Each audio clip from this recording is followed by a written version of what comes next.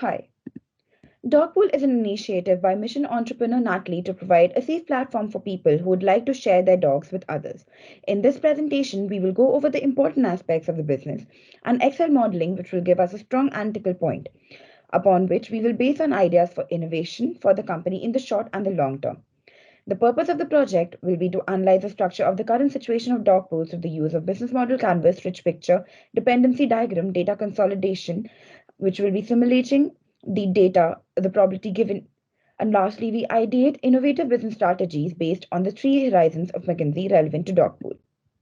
We are using the business analytics methodology, which is an adaptation from Hindle and Vigen's work, as it provides a logical structure and logical precedence of activities that can be used to guide the practice of analytics.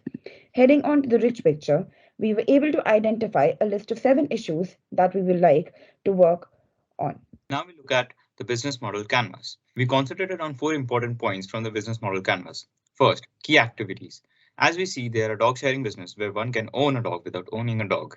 Hassle-free solution in our opinion. Second, value proposition. Dogpool's value lies in its platform that was created by Natalia. This platform provides users with a base and also acts as an organic trust growing system. Third, key resources. The key underlying resource for Dogpool is not only any physical resource or activity, but Natalia's mission for business. And lastly, customer relations. Dogpool was able to create a network of strong non-transactional relations when they were established. To investigate the viability of a mobile app, we built an Excel analytics model to explore the scenario and make recommendations about the way forward. We created the dependency diagram to map out the interrelationships between all factors. The major decision is how many servers do the company rent. Here is a display of our Excel model. In the non-simulation model, new user demand is expected to grow by 64% per month, which will help you to make a decision by showing the different outputs. The simulation model, which based on the growth forecasts and shows the impact of the uncertainty around the demand. Here's the profit output graph describing the link between profit and the number of servers under the demand growth multiplier of 1.64. In this graph, we highlight 5 different server range phases.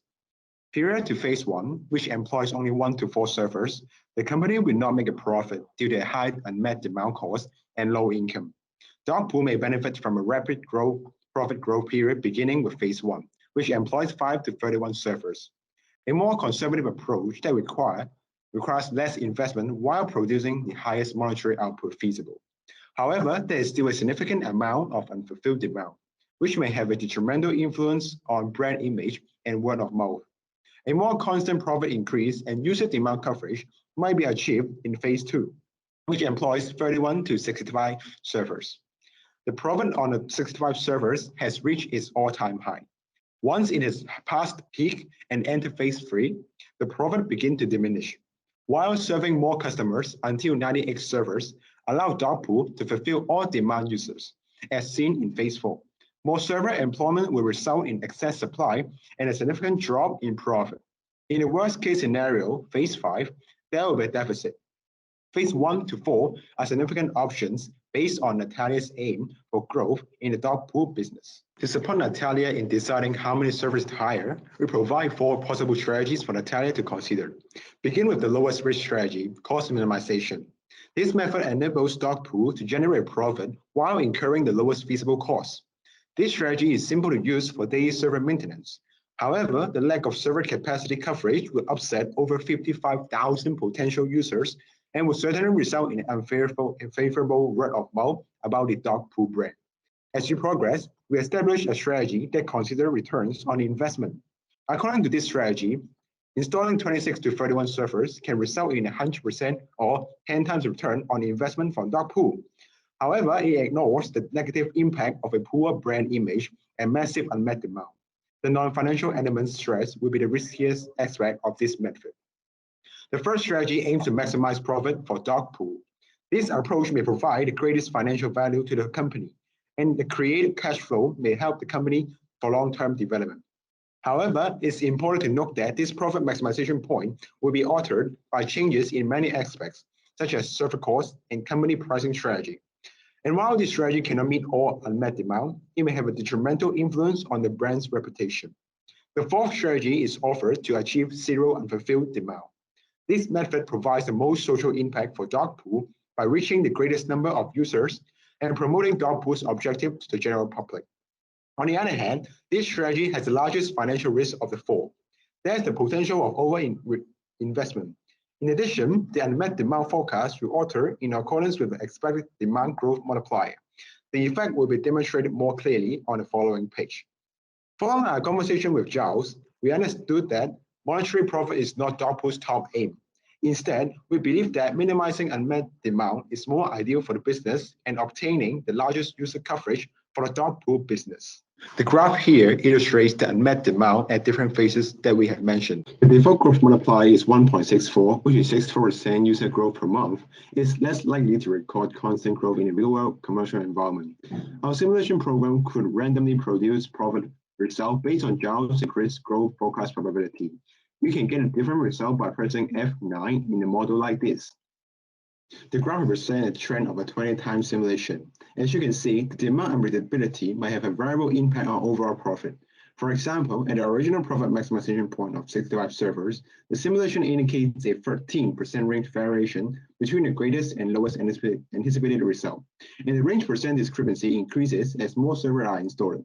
In general, the previously mentioned phase remains unchanged, although with some noise around the data. It demonstrates using a random projection of demand growth multiplier that as more servers are added, the higher the profit uncertainty, the greater the risk to the business. The graph here shows the demand growth multiplier sensitivity on total annual profit. We have tested 6 other scenarios starting from DG1 to 2.